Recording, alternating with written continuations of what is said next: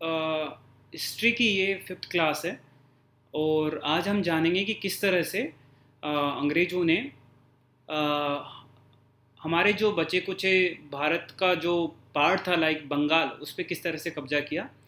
तो hello everyone, आज history की फिफ्थ क्लास है और हम लोग ने अभी तक जो देखा कि किस तरह से अंग्रेज़ों ने एक तरह से सेटल किया जो बाहर की पावर्स आई थी यूरोपियन पावर्स, और किस तरह से जो इंडियन पावर से थी उनको सेटल किया था।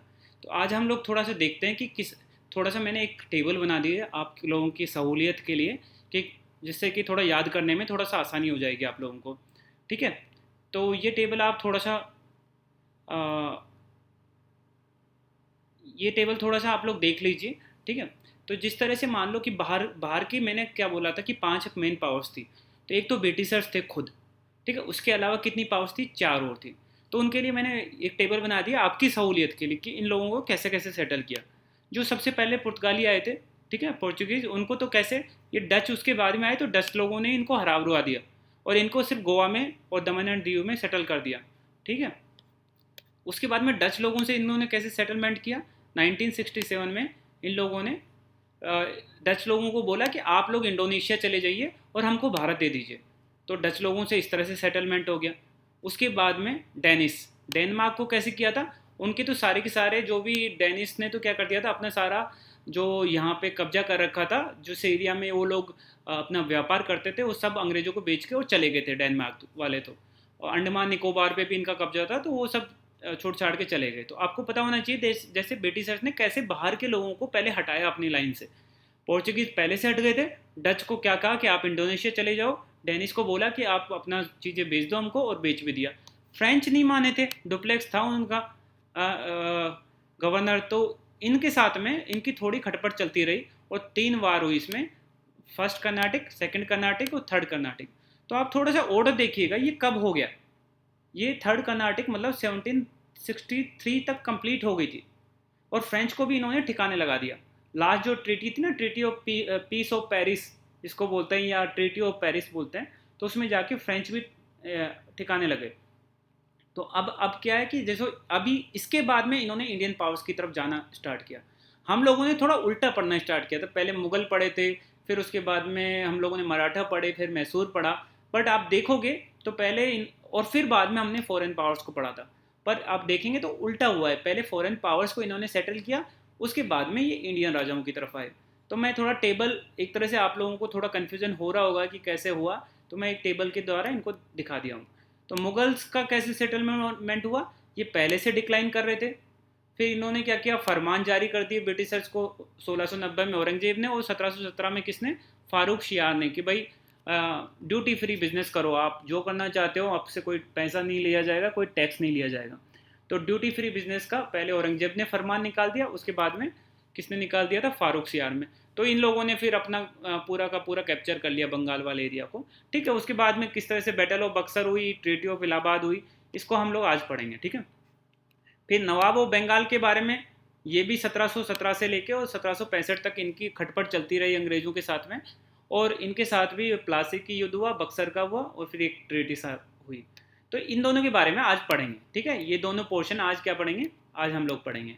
ठीक है, इससे पहले हम लोगों ने मैसूर का किंगडम पढ़ चुके कि किस तरह से इन्होंने मैसूर को गिराया। पर देखिए, आप देखिए ऑर्डर देखिएगा क्रोनोलॉजिकल, कि मैसूर का युद्ध कब चला, 1767 से 1799 तक। तब इन्होंने कर्नाटक, ये फ्रेंच को भी साइड में कर दिया था, मुगलों को भी साइड में कर दिया था, और नवाब ऑफ बंगाल इसको भी साइड में कर दिया था। ठीक है, तो मैसूर पहले इन्होंने अंग्रेज फ्रेंच को साइड में किया, फिर मुगलों और नवाब ऑफ बंगाल को साइड में किया, और फिर उसके बाद में इन्होंने मैसूर किंगडम को साइड किया। उसके लिए हम इन्होंने क्या किया, चार लड़ाइयाँ लड़ी।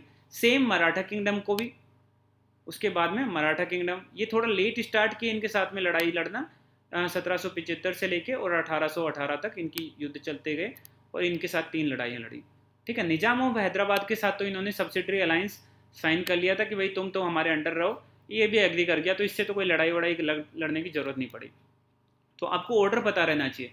अंग्रेज भारत में आए, उसने देखा कि यहाँ पे तो पहले से ही यूरोपियन शक्तियाँ पहले से काम कर रही है, तो उन्होंने एक एक करके सबको साइड में किया। पुर्तगाली पहले ही हट गए थे। डच को क्या किया कि आप इंडोनेशिया चले जाइए। डेनिस से क्या किया, उनके सारा मतलब जो था इंडिया में उनका जो भी कारोबार था, उनकी फैक्ट्रीज थी, वो सारी खरीद ली। फिर उसके बाद में फ्रेंच को क्या किया, उनके साथ 3 युद्ध लड़े और लास्ट में उनको हरा दिया। उसके बाद में उसने देखा कि इंडिया की बड़ी पावर्स कौन सी है, मुगलों के साथ में, और नवाब ऑफ बंगाल का आज पढ़ेंगे हम लोग, ठीक है। उसके अलावा मैसूर किंगडम को फिर साउथ में जाने लगे, मैसूर किंगडम को हराया पहले, और साथ में मराठाओं के साथ भी लड़ाई लड़ी। ये दोनों साथ साथ में हो रहा है, देखो आप देखोगे ना, 1767 से लेके 1799, और ये 1775 से लेके 1800, तो 75 मतलब ये 7 के साल ही हैं, मतलब बराबर के साल। तो इन्होंने मैसूर के साथ भी लड़ाई लड़ते रहे और मराठाओं के साथ भी लड़ाई लड़ते रहे। मैसूर के साथ में 4 लड़ाइयाँ, मराठाओं के साथ में 3 लड़ाइयाँ, ठीक है। और इसके बाद में इनका मतलब एक तरह से जब मराठाओं को हरा दिया इन्होंने फाइनली, तो इनका एक छत्र राज भारत पे हो गया, ठीक है। वो मैप हम सबसे लास्ट में देखेंगे। निजाम के साथ तो कोई दिक्कत ही नहीं आई। तो मैंने पहले बोला था भारत में 5 बड़ी पावर्स हैं, 3 हम लोगों ने पढ़ चुके हैं पहले, मैसूर, मराठा और निजाम। 2 आज मुगल भी थोड़ा डिक्लाइन तो पढ़ लिए, फिर भी थोड़ा बहुत बचा है मुगल का, वो आज पढ़ेंगे, और नवाब ऑफ बंगाल भी आज पढ़ेंगे, ठीक है। ठीक है, चलिए ओके, आगे बढ़ते हैं। आज बंगाल के बारे में पढ़ेंगे, बिल्कुल कहानी की तरह सुनिएगा आप लोग, है ना, कि बंगाल में हो क्या रहा था उस टाइम पे, ठीक है। आप लोग बिल्कुल कहानी की तरह, आपको थोड़ा इन्जॉयमेंट के साथ में देखिएगा कि ये हुआ क्या एक्चुअल में, इतना इतना कैसे ये सब हो गया, है ना, कि अंग्रेज इतने पावरफुल कैसे हो गए। वो तो एक कंपनी थी, आप ऐसे सोचो कि पूरा इंडिया है, आप कोई भी एक कंपनी सोच लो भारत की, जैसे रिलायंस है, तो ऐसे इतनी पावरफुल भी नहीं थी, एक छोटी सी कंपनी जिसने पूरा भारत पे कब्जा कर लिया। आप सोच सकते हो क्या एक कोई कंपनी आज कब्जा कर सकती है, आपके आजू बाजू में कोई कंपनी चल रही है और वो आज आपके गांव पे, आज आपके नागपुर पे, आज आपके कोई दूसरी जगह जहाँ पे आप रहते हैं उस पर कब्जा कर लेगी। आज नहीं सोच सकते, पर उन लोगों ने देखो किस तरह से कैप्चर किया, आज बताता हूँ मैं, ठीक है। देखिए, सबसे पहले उन्होंने क्या किया, बंगाल पे अपना आधिपत्य स्टार्ट किया।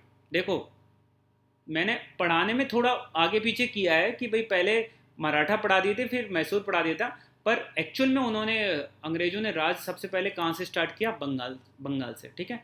उसके बाद में आए वो मैसूर और मराठा की तरफ, ठीक है।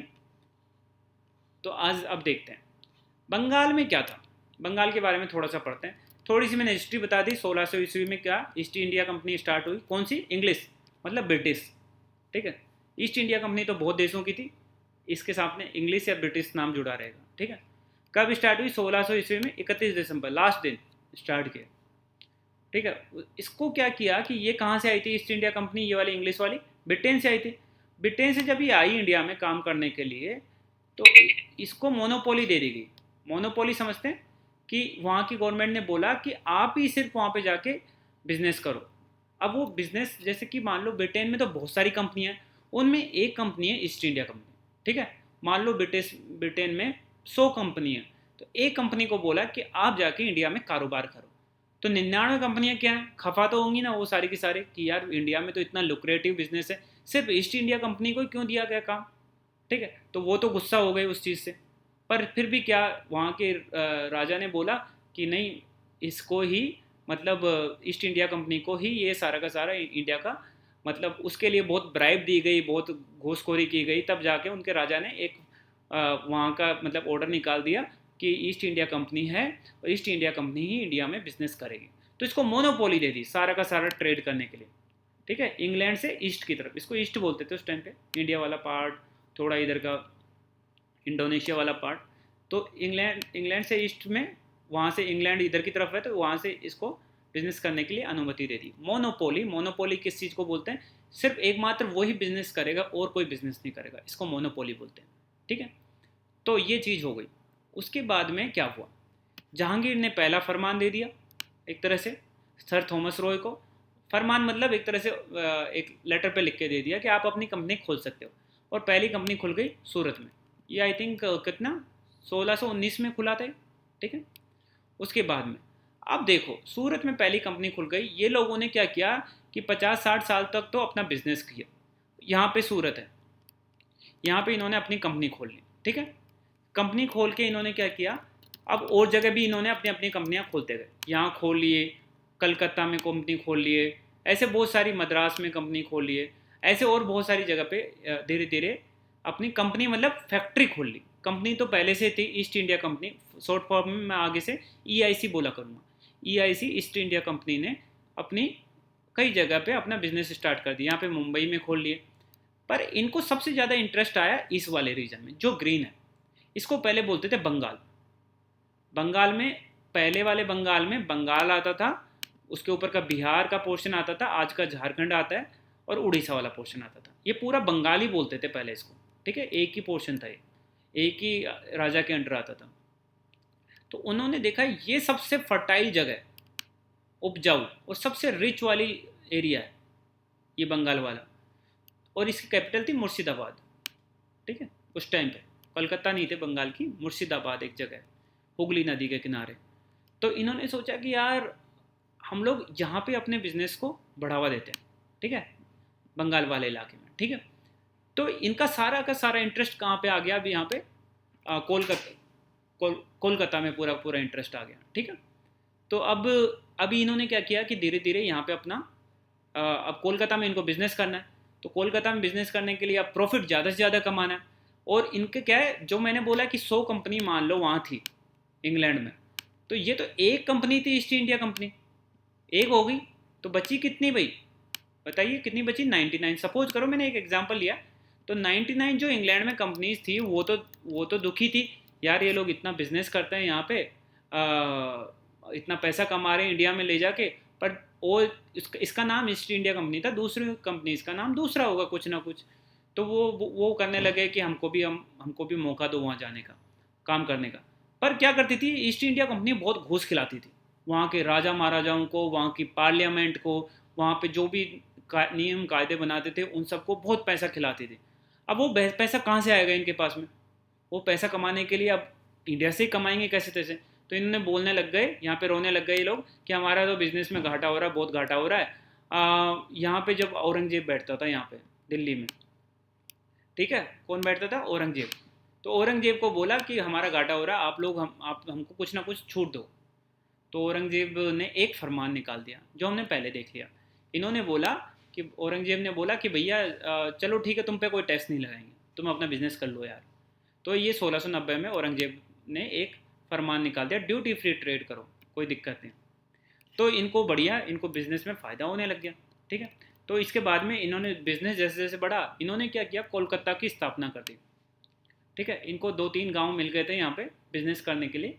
पहले कोलकाता था नहीं, गोविंदपुर, इस तरह से कुछ गांव थे, 3 गांव थे यहाँ पे।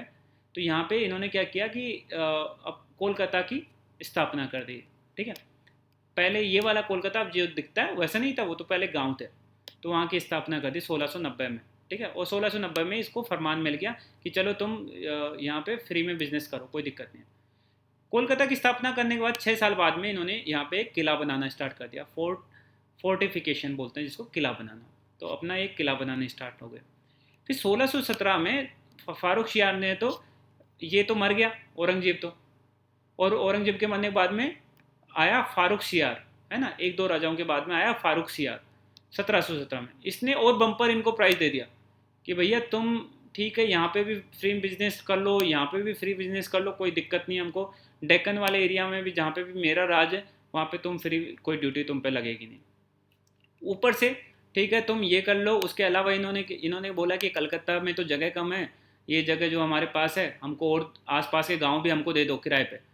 तो इनको 38 विलेज दे दिए किराए पे, फरमान दे दिया फारूक शियार ने। कहाँ बैठा बैठा, दिल्ली में, दिल्ली में, क्योंकि उसी राजा के अंडर आता था ये सारा का सारा, ये सारा का सारा मुगलों के अंडर ही आता था, ठीक है। तो इसने सारे के सारे दे दिए कि भाई हाँ ठीक है, ड्यूटी फ्री कर दो, बिजनेस करो, और 38 विलेज भी ले लो, और रॉयल मिंट को भी यूज़ कर लो। मतलब मिंट क्या, जहाँ पे सिक्के बनाए जाते हैं। तो आप ऐसा करो, उसका जो यहाँ पे हमारी जो सरकारी मिंट है जहाँ पे सिक्के बनाते हैं उसका भी आप यूज़ कर सकते हो अगर आपको सिक्के उक्के बनाने हैं तो।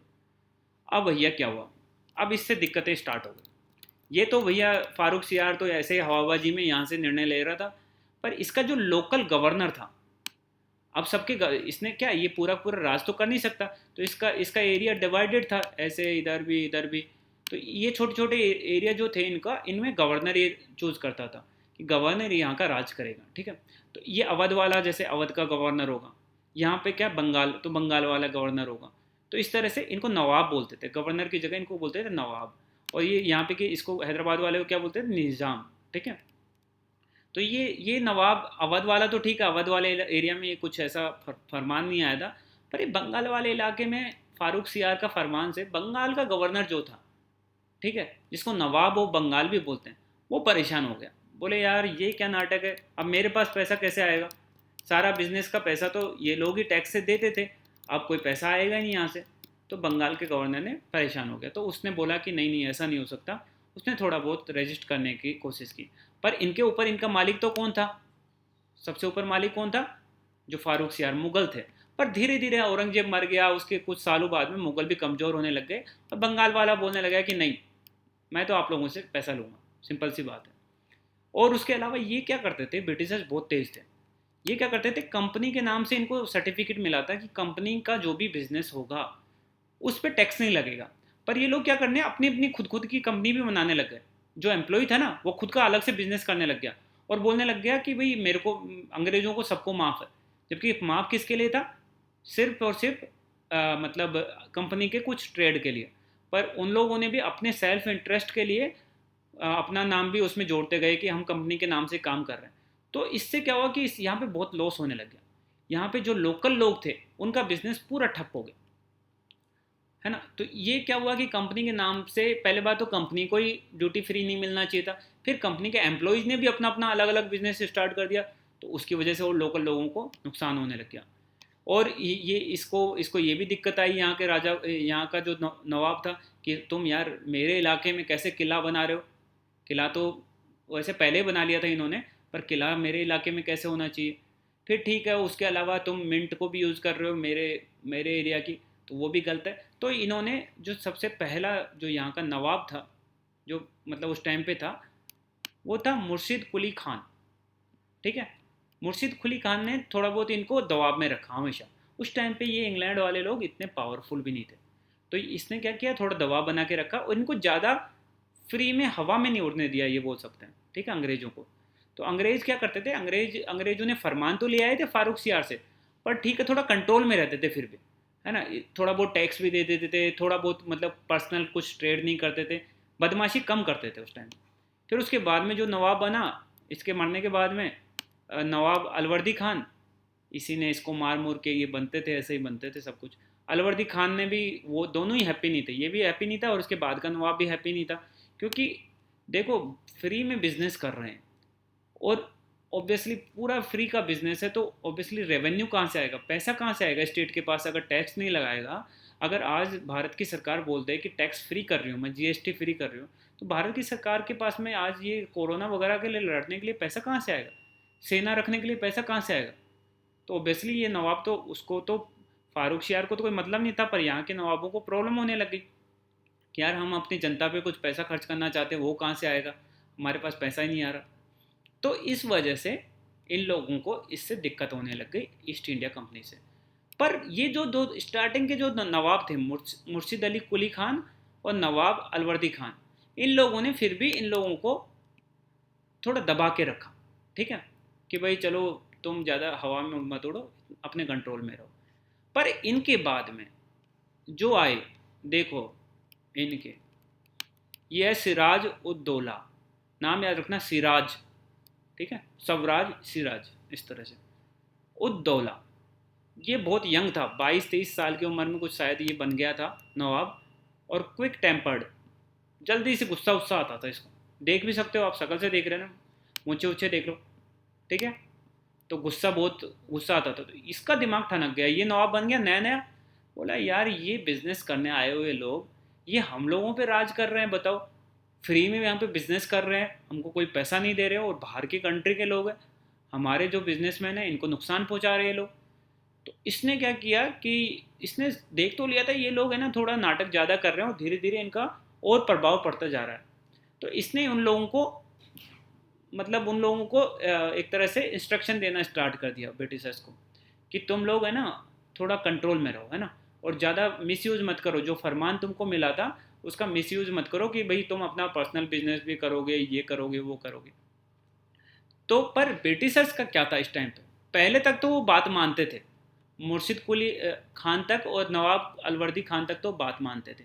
पर यहाँ पे वो लोग अपने आप को स्ट्रॉन्ग समझने लगे, जैसे ही ये राजा वगैरह आया, तो उस टाइम पे आपको पता है सेम उसी टाइम पे साउथ में कर्नाटक वार भी चल रही थी। तो 2 कर्नाटिक वार हो चुकी थी और तीसरी कर्नाटिक वार हो रही थी, तभी ऊपर नवाब भी चेंज हुआ था। तो ये ब्रिटिशर्स ने कर्नाटिक वार में उनको हरा दिया था फ्रेंच को।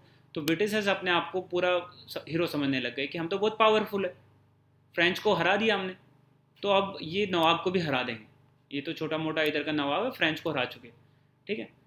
तो इन लोगों के इनको ये पता था कि ये जो नवाब है इसकी मतलब आर्मी आर्मी बहुत बड़ी है हमसे, तो हम इसको कैसे हराएं। तो ये लोग क्या करने लग गए, नवाब के जो एक तरह से जो राइवल्स थे, दुश्मन थे, जो उसके मतलब ये बोलें कि उसके किंगडम में, उसके कोर्ट में जो भी दुश्मन होंगे ना कोई भेदिए होते हैं, कोई ऐसे लोग होते हैं जिनकी इच्छा होती है कुछ वो बन जाए कल को नवाब। तो इन लोगों के साथ में इन्होंने थोड़ी कॉन्स्पिरेसी स्टार्ट कर दी। मतलब एक तरह से ब्रिटेन वाले लोगों ने इस नवाब को हटाने के लिए इसी के राजपाट में जो लोग थे उनके साथ में थोड़ी कॉन्स्पिरेसी स्टार्ट कर दी कि भाई इसको हटाएंगे, तुमको राजा बना देंगे, नवाब बना देंगे, तुम हमारा साथ दो, इस तरह से, ठीक है। तो ये इसको पसंद नहीं आया कि यार तुम पहले तो खुद ही एक फरमान दिया था फारूक सियार जी ने, हमारे राजा ने, उसका एक तो गलत फ़ायदा उठाया तुमने, ऊपर से तुम फोर्ट भी बना रहे हो, है ना। ऊपर से यहाँ पे आगे आ जाएगा, इन्होंने अपने फोर्ट जो बनाया था ना पहले, जो किला बनाया था उसका रिनोवेशन भी स्टार्ट कर दिया था, उसको और मतलब उसके चारों तरफ बाउंड्री वाउंड्री बनाने लग गए थे। वो क्यों बनाने लग गए थे, क्योंकि इनके पास ही चंद्रनगर था, मतलब कलकत्ता के पास में चंद्रनगर था, उसमें फ्रेंच आर्मी भी थी। तो इनको डर लगता था कि यार फ्रेंच को भी हराए हम साउथ में, तो ये फ्रेंच हम पे अटैक कर देंगे। तो ये अपना मतलब किला ऊंचा करने लग गए, पूरा का पूरा चारों तरफ दीवार बनाने लग गए, सब कुछ करने लग गए। तो नवाब को ये पसंद नहीं आया। नवाब ने बोला कि तुम अपना किला भी ऊपर कर रहे हो, तुम अपना बिजनेस में भी हमको कुछ नहीं पार्टिसिपेशन दे रहे हो, फिर तुम मेरे को हटाने के लिए, मेरे को गद्दी से हटाने के लिए मेरे ही कोर्ट में, मेरे राजपाट में लोगों के साथ में विद्रोह की साजिश भी कर रहे हो, अब मैं तुमको नहीं छोड़ूंगा, ठीक है। तो अब वो और ये बोलता था कि आप सिर्फ मर्चेंट बन के रहो, मतलब आप ऐसा मास्टर मत बनो यहाँ पे ना, आप मर्चेंट बन के रहो, मास्टर मत बनो। ये इसका सिराज का उद्दौला का ये था कि भाई मानना कि आप हम पे राज मत करो, आप सिर्फ बिजनेस करने आए, बिजनेस करो, पर आप उल्टे फुल्टे काम कर रहे हो। तो इसने ऑर्डर दिया इन दोनों को कि पहले तो आप लोग, फ्रेंच को भी ऑर्डर दिया और इंग्लिश को भी ऑर्डर दिया कि फ्रेंच आपने तो कलकत्ता में जो अपना फोर्ट बनाया, और इंग्लिश ने तो ब्रिटिश ने आपने जो कलकत्ता में फोर्ट बनाया, और फ्रेंच को बोला जो आपने चंद्रनगर में फोर्ट बनाया उसको आप ख़त्म करो, ठीक है, उसको डेमोलिश करो, जो आपने कलकत्ता और चंद्रनगर। फ्रेंच तो बात मान गए इसकी, पर इंग्लिश बोले कि नहीं नहीं करेंगे हम, बोलो क्या कर लोगे। वो थोड़े पावरफुल हो गए थे तब तक। तो सिराजुद्दौला का दिमाग उस टाइम पे ख़राब हो गया। ज़्यादा ज़्यादा एज का तो था ही नहीं, 22-23 साल का था। तो उसने ज़्यादा मतलब सोचे समझे बिना ही अटैक कर दिया अंग्रेज़ों पे। तो 1756 में ही वो आया था, लगभग 55 में आया था आई थिंक कि। और एक साल के अंदर अंदर इसने क्या किया, उनकी फैक्ट्री थी कासिम बाज़ार में, ये सब बंगाल में है सारी जगह। कासिम बाज़ार में जो इंग्लिश फैक्ट्री थी उसको सीज कर लिया, अपने काबू में कर दिया, अपने सैनिकों को भेज के, और सारा का सारा उस पर काबू कर लिया। और जो ये फोर्ट था इनका, फोर्ट विलियम, कोलकाता में जो फोर्ट था उसका नाम था फोर्ट विलियम, और इस पर भी काबू में कर लिया। तो क्या हुआ कि जैसे ये काबू करने गया, इसकी तो बहुत बड़ी सेना थी, तो जो फोर्ट विलियम पे जब काबू काबू करने गया ये, तो वहाँ पे अंग्रेज़ों की हालत टाइट होगी कि अब क्या करें। वहाँ पे अंग्रेज भी लोग थे, वहाँ पे काम करने वाले लोग भी थे, है ना। फोर्ट विलियम के अंदर बहुत से लोग थे, और मतलब इंडियन लोग भी थे जो अंग्रेज़ों का साथ देते थे, समथिंग समथिंग ऐसे लोग थे। तो ज़्यादातर लोग तो भाग गए, और भाग के एक फुल्टा नाम की जगह है ना, वहाँ पे रिफ्यूजी मतलब शरण ले लिए वहाँ पे, और वहाँ पे वेट करने लग गए वो कि हमारी मदद के लिए कोई आएगा। मतलब भाग के वहाँ से, कोलकाता से भाग के दूसरी जगह चले गए और मदद करने लग गए कि ब्रिटेन की आर्मी हमारे पास आएगी, ठीक है। पर कुछ लोग वहीं फंस गए फोर्ट विलियम के अंदर। फोर्ट तो इसमें क्या हुआ कि लगभग 140 लोगों को एक बहुत ही छोटे रूम में, जो आपके घर में सबसे मतलब एक होल टाइप का बता दो, है ना, उस होल में इस राजा ने, सिराजुद्दौला ने इनको बंद करा दिया रात भर के लिए, जो वहाँ पे फोर्ट विलियम पे फंस गए थे लोगों को। तो जब 146 लोग, अगर सुबह जब दरवाज़ा खोला गया तो 123 लोग उसमें मर गए। इस इवेंट को बोलते हैं ब्लैक होल ऑफ कलकत्ता। मतलब ब्लैक, पूरा रूम ही ब्लैक था, पूरा अंधेरे में सफोकेशन से लोग मर गए, मतलब सांस ही नहीं आ रही थी लोगों को। तो इसको बोलते हैं black hole of Calcutta event. ये कब हुआ था? सिराजुद्दौला के टाइम पे। क्यों हुआ था? क्योंकि सिराजुद्दौला ने फोर्ट विलियम पे अटैक कर दिया, कुछ लोग वहीं पे फंसे रह गए, उन लोगों को सिराजुद्दौला की आर्मी ने एक कमरे में बंद कर दिया और उसमें अधिकतर लोग मर गए सुबह होते होते। तो इससे क्या हुआ, अंग्रेजों का दिमाग उनका भी खराब हो गया कि यार ये क्या चल रहा है, हमारे लोग मर गए इसमें। तो इन्होंने क्या किया, अंग्रेजों ने, ये कुछ लोग तो फुल्टा में जाके रुक गए थे, तो अंग्रेजों ने अपनी आर्मी और नेवी दोनों भेज दी। कहाँ से? मद्रास से। ठीक है, आर्मी और नेवी दोनों भेजी। आर्मी का जो एडमिरल था, एडमिरल बोलते हैं आर्मी के, मतलब जो लीडर होता है उसको, आर्मी का एडमिरल तो कौन था? वाटसन। और नेवी, सॉरी, नेवी का तो कौन था? वाटसन। नेवी का एडमिरल होता है, ठीक है। और आर्मी का, मिलिट्री का कौन था? Robert Clive.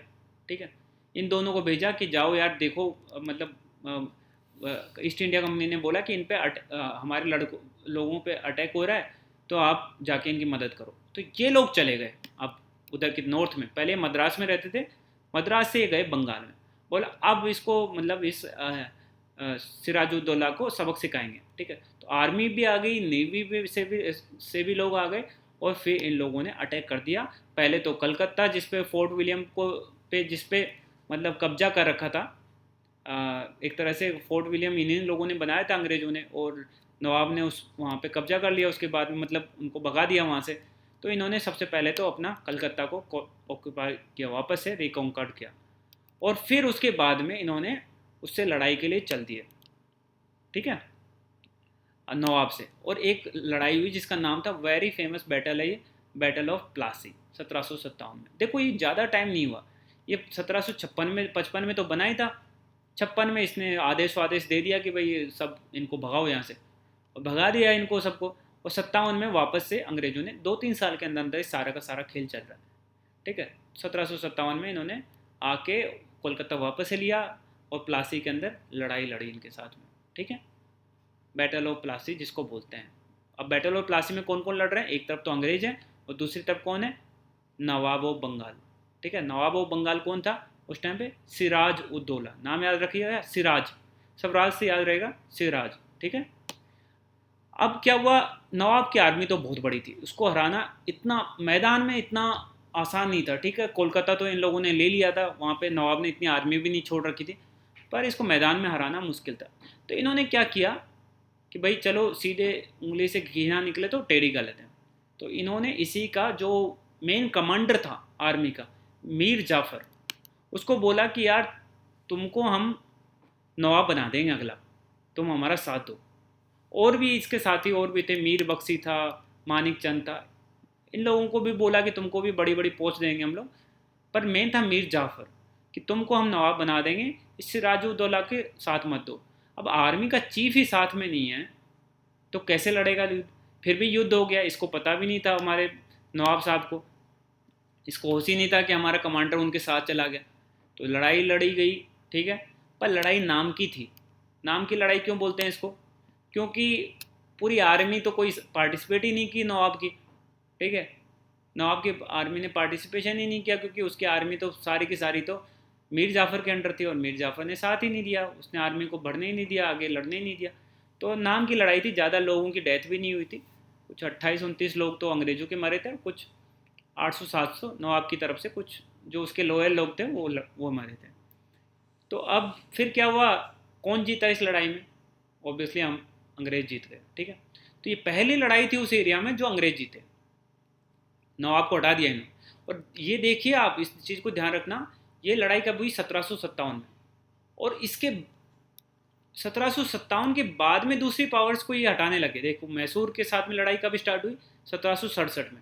मराठा के साथ में कब हुई? 1775 में। मतलब बाद में हुई ना, पहले नवाब से लड़ाई स्टार्ट कर दी इन्होंने। तो ये सबसे पहली लड़ाई थी जहाँ पे इन लोगों ने, एक तरह से बड़ी लड़ाई थी जिसमें इन्होंने कोई बड़ी पावर को हराया था अंग्रेजों ने। तो ये लड़ाई इसलिए बहुत ज़रूरी है, अगर यहाँ पे अंग्रेज हार जाते तो आगे की बात ही नहीं होती। सबसे बड़ी लड़ाई मानते हैं इसको एक तरह से, one of the biggest battle.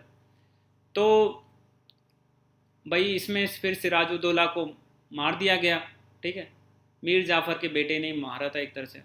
ठीक है। और उसके बाद में क्या हुआ, मीर जाफ़र बन गया नवाब ऑफ बंगाल, उसको बना दिया अंग्रेज़ों ने नवाब। अब इसको मीर जाफ़र को बनाया किसने, ये सोचो, अंग्रेज़ों ने बनाया ना, उसके साथ में कॉन्स्पिरेसी करके। तो वो किसकी बात मानेगा, अंग्रेज़ों की बात मानेगा हर चीज़ में। तो एक तरह से ये एक पपेट रूलर था। पपेट मतलब क्या होता है, कठपुतली। एक तरह से कठपुतली क्या होता है, कठपुतली खुद थोड़ा ना डांस करती, कठपुतली को जैसे जो उसको जो कंट्रोल करता है वो जैसे नचाता है वैसे नाचता है। तो मीर जाफ़र भी इसी तरह से कठपुतली वाला नवाब बन गया। ठीक है। अब मीर जाफ़र से इन्होंने जम के पैसा लूटा, जो चाहते थे ना उस नवाब से, वो बंगाल से उन्होंने पैसा मारा। ठीक है। पहले वाले लोगों ने तो माना नहीं था इनकी इतनी बात, पर इनसे जितना पैसा हो सकता था सब ले लिया इन्होंने। कुछ देखो ये कितना है, इतना पैसा, पता नहीं 1 करोड़ 77 लाख, उस टाइम पे बहुत कुछ हुआ करता था। इतना इतना पैसा इन्होंने ले लिया कि भाई आपने हम नवाब की सेना ने हम पे अटैक किया और हमारे कलकत्ता में बहुत नुकसान हुआ, तो इतना पैसा दो हमको। इतना पैसा ले लिया। 24 परगनाज एक मतलब एरिया है कलकत्ता के पास में, इसका नाम 24 परगनाज। ठीक है, डिस्ट्रिक्ट भी अब तो। इसकी जमींदारी राइट भी ले लिया। जमींदारी मतलब हमें मतलब वहाँ की ज़मीन हमारे नाम से होगी, हम वहाँ से जो भी चीज़ें लेंगे हमारा हमारा खुद की होगी वो ज़मीन। ठीक है, ये ले लिया। उसके अलावा एक तरह से ये पहला चीज़ था जहाँ से इन्होंने पूरे भारत पे कब्जा करने के लिए पहला कदम था एक तरह से इनका। तो इसलिए इस लड़ाई का बहुत यूज़ है। और बंगाल हमेशा से धन धान्य से भरपूर रहा, और मीर जाफ़र को इन्होंने बैठा के बहुत धन लूटा, पूरा पैसा खजाना खाली कर दिया। खुद ना तो टैक्स देते थे, ना इनके एम्प्लॉय टैक्स देते थे। पूरा रैम्पेट करप्शन था।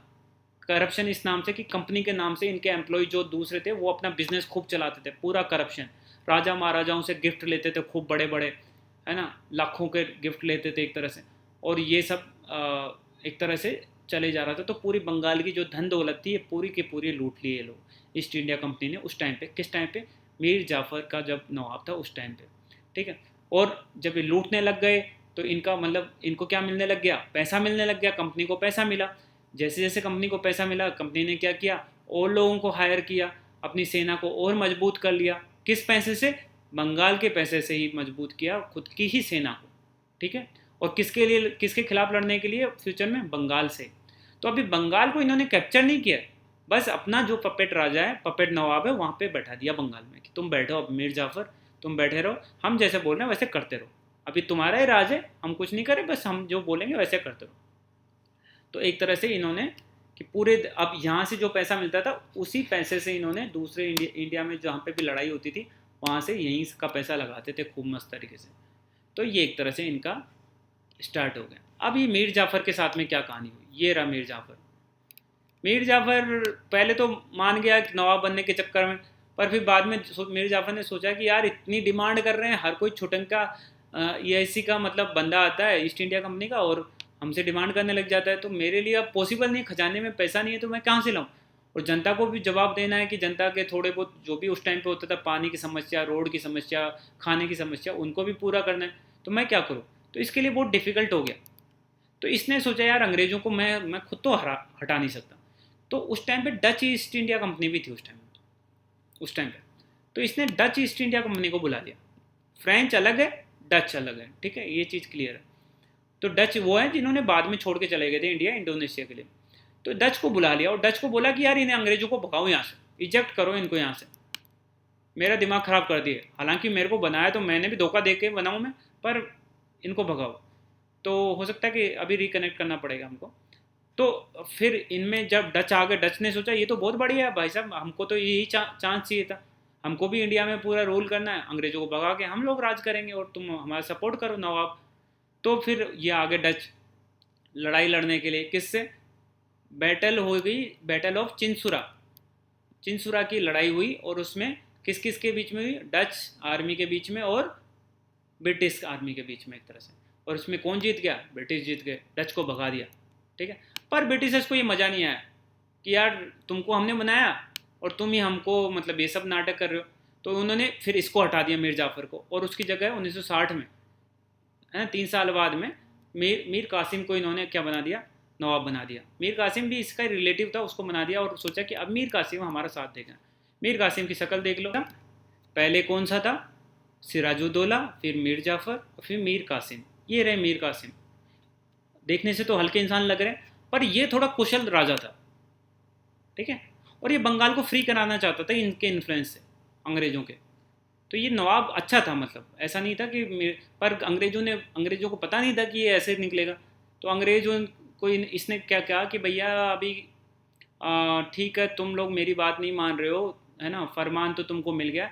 तो इसने क्या किया कि एक काम कर दिया कि यार मैं क्या करूँ, मेरे जो लोग हैं, मेरे जो ट्रेडर्स हैं, यहाँ के लोकल जो बिजनेसमैन हैं, उनको घाटा हो रहा है। उनको क्यों घाटा हो रहा है? क्योंकि कंपनी को तो ड्यूटी फ्री बिजनेस मिल रहा है, मतलब उसको तो कुछ पैसा नहीं देना पड़ रहा टैक्स में, पर यहाँ के लोकल लोगों को टैक्स में पैसा देना पड़ रहा है। तो क्या हो गया, ऑब्वियसली दो दुकानदार है, सोचो, एक को टैक्स जीएसटी देना पड़ रहा है, एक को नहीं देना पड़ रहा है। तो सामान किसका सस्ता होगा? जिसको जीएसटी नहीं देना पड़ रहा। तो अंग्रेजों का सामान सस्ता रहता था, तो जनता उसी को खरीदती थी। तो हमारे जो लोकल ट्रेडर्स थे उनको बड़ा नुकसान हो रहा था। तो इसने सोचा कि यार मैं तो फरमान तो भाई साहब फारूक शाह निकाल के चले गए और अंग्रेज मानने वाले नहीं हो कि हमारे पास तो फरमान है। तो अभी मैं क्या करूं, अब इनको कैसे मैं अपने मतलब लोगों को बचाऊं? तो इसने क्या किया कि भाई जिसको भी जो भी मेरे राज्य में बिजनेस करेगा, उस पर कोई भी इंटरनल ड्यूटी नहीं लगेगी, उस पर कोई ड्यूटी नहीं लगेगी यहाँ पे लोकल बिजनेस करने के लिए। तो अब जो दो दुकानदार थे उन दोनों पर ड्यूटी नहीं लगेगी, अंग्रेजों पे भी और जो लोकल है यहाँ का उसमें भी। अंग्रेज इस चीज़ से खुश होंगे क्या? आप क्या लगता है? खुश होंगे? कभी भी नहीं होंगे। वो क्यों खुश होंगे? अब उनको उनके सामान के बराबर, मतलब दूसरे जो इंडियन है उसका भी सामान बराबर आ गया, तो वो तो उनके तो बिजनेस इंटरेस्ट थे सारे के सारे। तो वो हैप्पी नहीं हुए, यार ये मीर कासिम को हम ही ने लोगों ने बनाया और ये आज हमारे को ही मतलब परेशान कर रहा है एक तरह से। तो कासिम को इन्होंने फिर से भगा दिया और इसकी जगह फिर से जो इन इससे पहले जो मीर जाफ़र था उसी को बना दिया नवाब।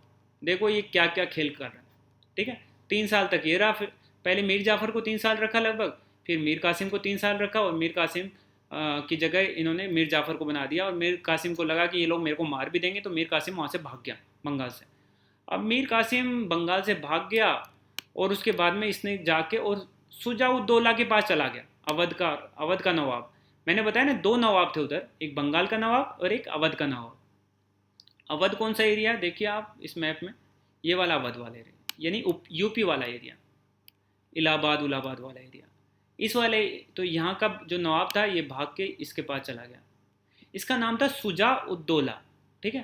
पहले वाला यहाँ के नवाब का नाम था सिराज उद्दौला और यहाँ वाले नवाब का नाम था सुजा उद्दौला। ये नाम याद रखिएगा, ये नाम बहुत क्रिटिकल है और इनके बारे में पूछते रहते हैं लोग, है ना। कोई भी एग्जाम में ये नाम जरूर पूछ लेते हैं, किस कौन सा नवाब था उस टाइम पे ये घटना हुई थी, ठीक है। तो सिराज उद्दौला के टाइम पे तो बैटल ऑफ प्लासी हो चुकी और ब्लैक होल वाली इवेंट हो चुकी है। अब क्या हुआ, उसके बाद में जो नवाब था यहाँ का मीर कासिम, ये भाग के यहाँ चला गया।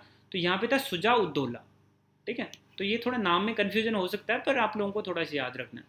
सिराज मतलब स्वराज ऐसे सोच सकते हैं, स्वराज पहले आया एक तरह से ऐसे सोच सकते हैं, और सुजा बाद का एक तरह से। सुजा उद्दौला के पास चला गया और बोला कि यार ये अंग्रेज है ना, आज हमारे बंगाल पे कब्जा कर रहे हैं, कल आपके अवध पे भी आएंगे, तो हम लोग मिल लेते हैं और मिल के इस अंग्रेज़ों को हरा देते हैं। मैं तो अकेला नहीं हरा सकता, मेरे को तो भगा दिया और मीर जाफ़र को वापस से बना दिया, तो मेरे साथ अलायंस करो और हम लोग दोनों भगा देंगे। ये देख के शाह आलम मुग़ल एम्परर था वहाँ पे। देखिए 1707 के बाद में मुग़ल साम्राज्य कमज़ोर हुआ था, पर राजा चलते आए थे, छुटमुट राजा। ये मैंने पहले भी बोला। तो कौन राजा था? शाह आलम टू इस नाम का राजा था, मुग़लों का ही। उसको ज़्यादा मतलब नहीं था, वो बस उनका नाम मात्र के राजा रह गए थे वो, पर उनके पास थोड़ी थोड़ी आर्मी होती थी ऑब्वियसली। तो वो बोला कि भाई ठीक है नवाब, तुम दोनों नवाब लड़ने जा रहे हो, मैं भी साथ देता हूँ यार, अंग्रेज़ों को भगा देते हैं जिससे कि हमारा ही राज रहेगा यहाँ पे। तो शाह आलम टू, सुजा उद्दौला और मीर कासिम एक साइड में हो गए और ये बोले कि आर्मी लेके चल दिए, अब हराएंगे अंग्रेज़ों को, अब आएगा मजा, ठीक है। और ये जाके एक तरफ आर्मी किसकी थी? इनकी, और दूसरी तरफ किसकी आर्मी थी? नवाब ऑफ बंगाल जो मीर जाफ़र था एक तरह से उसकी, और किसकी आर्मी थी एक तरह से? ब्रिटिशर्स की। तो इन दोनों ने जाके कहाँ पे लड़ाई लड़ी? बक्सर में। अब बक्सर की लड़ाई पे ध्यान दीजिएगा, इतिहास की सबसे बड़ी लड़ाई मानते हैं बक्सर को, इवन बैटल ऑफ पानीपत से भी ज़्यादा सिग्निफिकेंट लड़ाई है बैटल ऑफ बक्सर। नाम आप लोगों ने सबने सुना होगा इस लड़ाई का। तो ये लड़ाई में क्या हुआ, जो एक तरफ कौन कौन सा था? मीर कासिम, शाह आलम टू और सुजा उद्दौला। है ना, सुजाउद्दौला। इन इन तीनों की आर्मी जो मिला लेना, तो वो ब्रिटिश आर्मी जो सामने वाली आर्मी थी उससे 5 गुना ज़्यादा बड़ी थी। मतलब इनकी आर्मी थी ब्रिटिश की लगभग 7,000 के आसपास, और इनकी आर्मी थी लगभग 40,000 से ऊपर। तो मतलब देखो जीतना कौन चाहिए, मीर कासिम, शाह आलम और सुजाउद्दौला की आर्मी जीतनी चाहिए, पर जीती कौन, ब्रिटिश आर्मी। ठीक है, क्यों जीती, देखो, एक तो इन ये 3 आर्मी थी इनकी, उनमें कोई कोऑर्डिनेशन ही नहीं था। सब ऐसे ही बस लड़ाई लड़ने आ गए मज़े मज़े में, कोई कोऑर्डिनेशन नहीं, बड़ा कोई लीडर नहीं था। मीर कासिम था, वो भैया उसको थोड़े से युद्ध के बाद में सोचा कि ये क्या गड़बड़ हो गई, वो भाग गया वहाँ से 30 लाख रुपए लेके। ठीक है, भाग गया। उसके बाद में बताते हैं कि वो कोई दिल्ली के पास कोई गाँव में कहाँ पे छिप गया, वहीं पे वो पूरी लाइफ रहा। उसके बाद में वो गरीबी की हालत में मर भी गया। लास्ट में बोलते हैं उसके पास जब मरा था तो 2 सोल थे, और मतलब उसको दफनाने के लिए भी पैसे नहीं थे एक तरह से, तो 2 सोल किसी ने लोकल आदमी ने बेचे, उसके बाद में उसको दफनाने के लिए जगह मिली, ऐसी हालत में वो लास्ट में मरा। चलो उतने में नहीं जाते, पर ये मीर कासिम जो उनको बुला के लाया था दोनों को, अब देखिएगा मजे वाली चीज़, शाह आलम और सुजाउद्दौला को बुला के लाया था, लड़ाई लड़ेंगे, और खुद ही भाग गया। फाइनली ब्रिटिश वाली आर्मी जीत गई।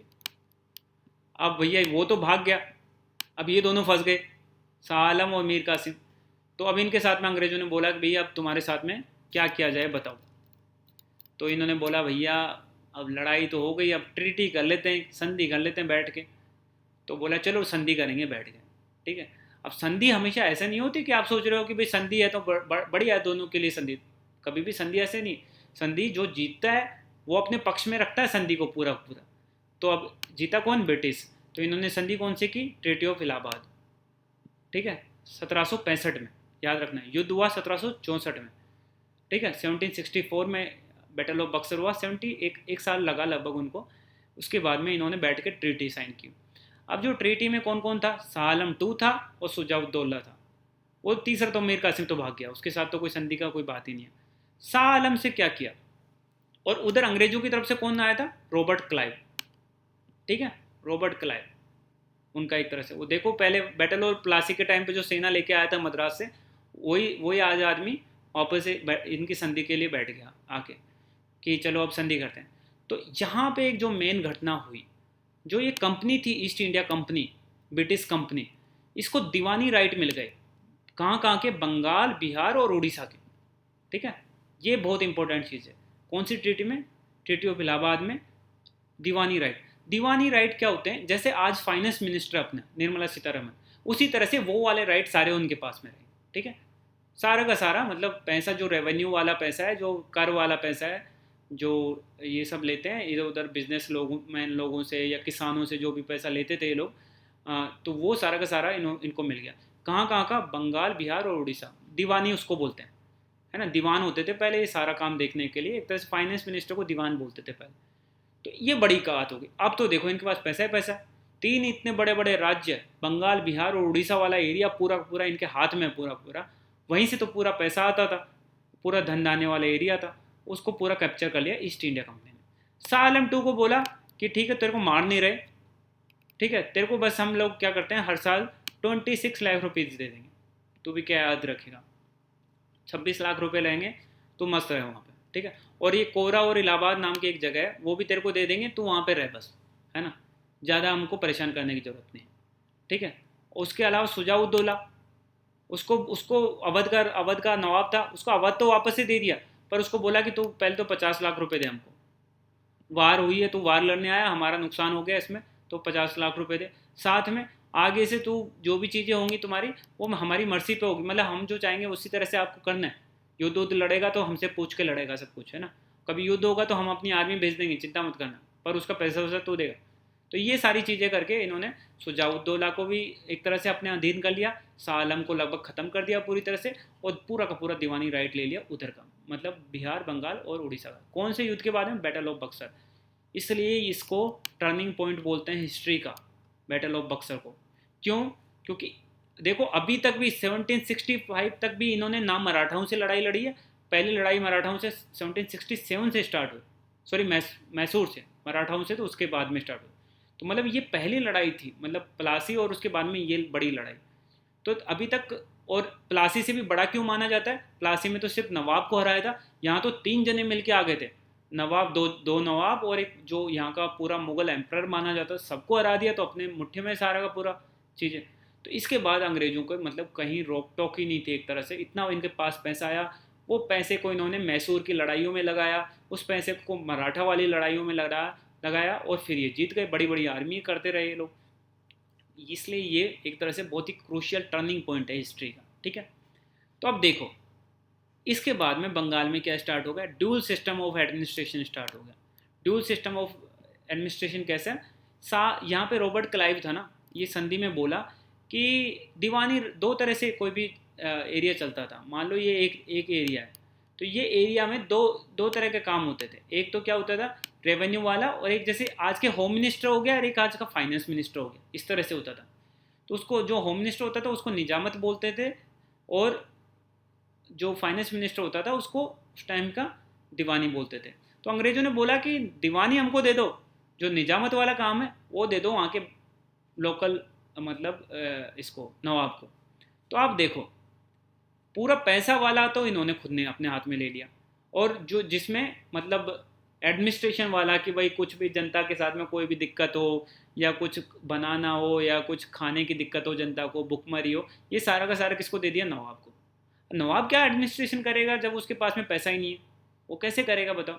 उसके अलावा और दूसरी चीज़ें भी, पुलिस और जुडिशियल सर्विसेज भी दीवानी के अंडर ले ली एक तरह से इनडायरेक्टली, ठीक है।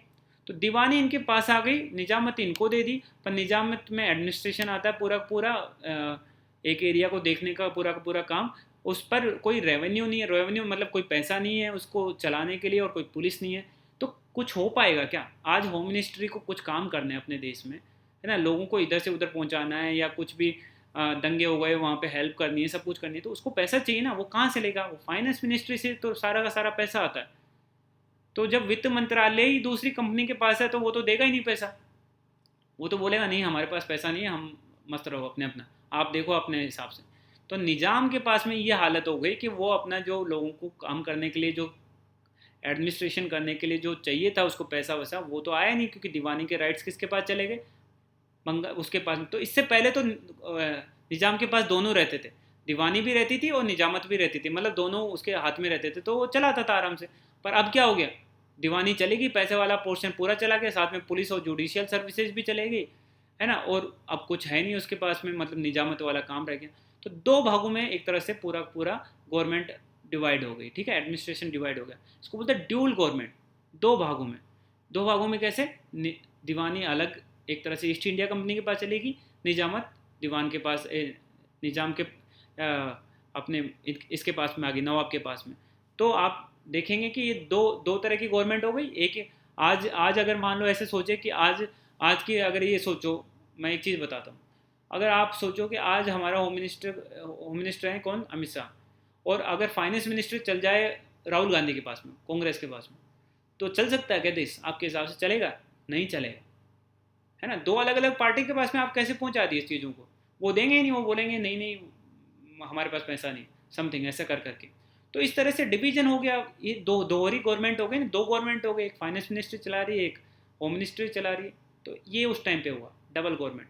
इस चक्कर में क्या हुआ, दोनों ने, ना कंपनी ने लोगों पे ध्यान दिया, ना निजाम ने लोगों पे ध्यान दिया, लोगों को मरने दिया।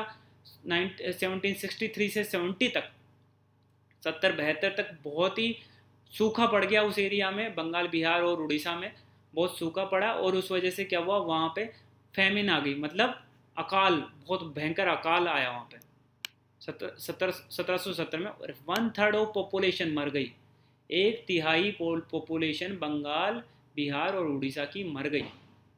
आप सोच सकते हो, एक तिहाई, मतलब लगभग 1 करोड़ लोग मरे थे। आज हम 4,000 5,000 कोरोना में मर रहे हैं, तो हमको लगता है कि कितना बड़ी संख्या है, पर उस टाइम पे जब इतनी जनसंख्या भी नहीं थी, तब कितने लोग मरे, 1 करोड़ लोग, उससे भी ज़्यादा, ठीक है। आप हालत देखो, एक फ़ोटो किसी ने फ्रेम किया इस तरह से, इस तरह की हालत में लोग थे उस टाइम पे, कोई देख रेख नहीं थी। अंग्रेज़ों को तो अपनी लूट से मतलब था, नवाब के पास में ना पैसा था, तो वो कुछ वैसे ही नहीं ध्यान दे रहा था। तो ये ड्यूल सिस्टम कहाँ से स्टार्ट हुआ है, दीवानी अलग के पास और निजामत अलग से, ये कहाँ से स्टार्ट हुआ, ट्रीटी ऑफ इलाहाबाद से। ट्रीटी ऑफ इलाहाबाद किसने साइन की थी, रॉबर्ट क्लाइव ने। तो ये स्टार्ट किसने किया था, इसी का आइडिया था, रॉबर्ट क्लाइव का स्टार्ट आइडिया था। और वॉरेन हास्टिंग अभी बाद में आएंगे, उन्होंने इसको एंड कर दिया कि नहीं ऐसा नहीं चल सकता, ऐसे कोई गवर्नमेंट नहीं चलती है। ठीक है, ये हैं रॉबर्ट क्लाइव जी, आप देख सकते हो, ये गवर्नर रहा बंगाल का, एक तरह से फर्स्ट गवर्नर बोलते हैं इसको बंगाल का। ठीक है, governor of Bengal, first governor of Bengal बोल सकते हो आप। और ये 2 बार गवर्नर रहा बंगाल का। बंगाल का गवर्नर नहीं, जो वहाँ की कंपनी थी उसका गवर्नर रहा, एक तरह से बोल सकते हैं ईस्ट इंडिया कंपनी का गवर्नर रहा ये बंगाल में। ठीक है, क्योंकि बंगाल का तो गवर्नर एक तरह से वहाँ का नवाब था, तो ईस्ट इंडिया कंपनी का गवर्नर रहा, ये 2 बार रहा है, 1757 से लेकर 60 तक। 60 में क्या हुआ था, प्लासी का युद्ध हो चुका था, मीर जाफ़र को बना दिया था पपेट और पूरा लूट वूट ले लिया और वापस चला गया छुट्टियां मनाने इंग्लैंड में। बोला मेरा काम हो गया यहाँ से, मैंने मीर जाफ़र को बैठा दिया अच्छे से, ये इससे लूटो पीटो। उसके बाद में क्या हुआ कि लड़ाई उड़ाई हुई, बक्सर हुआ, उस टाइम पे ये इंडिया में नहीं था, पर ये जब संधि होने लग गई थी तब आ गया था इंडिया में। तो दूसरे टेन्योर में ये आया, एक तरह से गवर्नर ऑफ बंगाल एक तरह से 2 बार रहा है। ठीक है, फर्स्ट टेन्योर जो था इसका, जो पहली बार में आया था इस वाले पीरियड में, उसमें मीर जाफ़र को इसने बना दिया था। और उस टाइम पे करप्शन बहुत ज़्यादा था, बताया था मैंने आप लोगों को कितना करप्शन था, लोग अपनी अपनी मर्जी से सारा का सारा बिजनेस करते थे। ठीक है, पर जब ये सेकंड बार आया तो इसने देखा यार वो करप्शन इतना ज़्यादा है कि ठीक से बिजनेस नहीं होता, कंपनी का फ़ायदा नहीं हो रहा, लोग जो हमारे कंपनी की जो एम्प्लॉई है वो खुद का ही एक तरह से बिजनेस चला रखे। तो इसने कंपनी के एम्प्लॉयज़ को मना कर दिया, कोई प्राइवेट ट्रेड नहीं करेगा, कोई गिफ्ट नहीं लेगा किसी से। ये छोटे छोटे वर्ड्स पूछ लेते हैं कौन से गवर्नर ने मना किया था या फॉरबिड किया था या रोक लगाई थी प्राइवेट ट्रेड पे, और कोई एक्सेप्ट नहीं करेगा गिफ्ट पर। ठीक है, ट्रीटी ऑफ इलाहाबाद भी इसी ने साइन की, ड्यूल सिस्टम भी इसने स्टार्ट किया। ठीक है, ड्यूल सिस्टम का मतलब दीवान और निजामत, 2 तरीके से, दीवानी और निजामत। ये सब होने के बाद में, और फिर उसके बाद में इन्होंने क्या, इस वाले एरिया पे कब्जा कर लिया। फिर उसके बाद में ये तो पूरा पूरा एरिया इनके अंडर ही आ गया था। उसके बाद में इन्होंने क्या किया, ये मराठाओं को यहाँ से हराया, और मैसूर को तो इन्होंने अपने सब्सिडरी में ले लिया था, आप लोगों को पता ही ये चीज़। मैसूर को सब्सिडरी में ले लिया था, वहाँ पे एक वाडियार जो हिंदू राजा था उसको वापस से बैठा दिया था। तो ये एक मैप है थोड़ा बाद का 1857 का, कि किस तरह से इंडिया पे पूरी तरह से इनका राज हो गया। अब जो इसमें ये जो थोड़ा पिंकिश दिख रहा है ना, पिंक, यहाँ पे अंग्रेजों ने अपना राज किया है ना, यहीं पे है बेस्ट अंग्रेज। उसके अलावा जो ये येलो वाला पोर्शन देख रहा है, इस पे राज था किसका, हिंदू राजाओं का। जैसे यहाँ पे राजपूतों का था, यहाँ पे हरि सिंह के वंशजों का था। ठीक है, और यहाँ पे मैसूर में अपना बैठा ही रखा था इन्होंने। और जो ग्रीन वाले हैं यहाँ पे मुस्लिम राजाओं का राज था एक तरह से। ठीक है, तो इन्होंने पूरा का पूरा इंडिया पे कब्जा डायरेक्टली नहीं किया था। और ये जो पिंक वाला है ना, यहाँ पे इनका डायरेक्ट राज था, मतलब इनके ऑफिसर्स ही पूरा रूल करते थे। पर ये जो थे ना निजाम उजाम, ये इनके पपेट थे सारे के सारे, ये इनके कठपुतली थे सारे के सारे, राजपूतों से लेके कश्मीर तक लेके मैसूर को लेके बीजापुर, ये सारे के सारे इलाके इनके क्या थे, कठपुतली। यहाँ पे राजा दूसरा था, मतलब अंग्रेज नहीं थे, पर ये उन्हीं के इशारों पे राजा चलते थे। ठीक है, तो इन्होंने बीच बीच में देखो ऐसे बना दिए, इस तरह से राज किया। ये 1857 में लास्ट फाइनल हुआ है। ठीक है, यहाँ पे ख़त्म हो जाता है कि किस तरह से पहले मैं फिर से बता रहा हूँ, पहले तो फॉरेन पावर्स को सेटल कर दिया, फिर ये बंगाल वाले इलाके पे कब्जा किया, यहाँ से खूब लूटपाट की इन्होंने, दीवानी के राइट लिए, खूब पैसा मारा उस चीज़ से। फिर ये अटैक करने चले गए मैसूर पे, है ना, और जब टीपू सुल्तान उसके पापा थे, और उसके साथ के साथ में इन्होंने मराठाओं पे भी अटैक किया। निज़ाम से तो कोई इनको दिक्कत थी नहीं, और दोनों को साथ के साथ इनकी लड़ाइयाँ लड़ती रही। इनके साथ में 4 लड़ाइयाँ लड़ी और इनके साथ में 3 लड़ाइयाँ लड़ी, और उससे पहले ये लोग कैप्चर कर चुके थे इस एरिया को। ठीक है, तो एक तरह से आप देखें तो पहले यहाँ पे कैप्चर किया, यहाँ से बहुत पैसा मार के इन लड़ाइयों को जीता इन्होंने। ठीक है, तो इस तरह से इनका पूरे इंडिया पे। और मुगलों को तो आपको पता ही है, मुगल तो पहले से कमज़ोर हो चुके थे। फिर इन बैटल ऑफ बक्सर में और शाह आलम टू और अपनी फजीयत कराने आ गया, और उसको हरा के इसको छोटा सा जगह दे दिया था इलाहाबाद के पास में रहने के लिए, बस उसके अलावा इनका कुछ बचा नहीं था एक तरह से एरिया।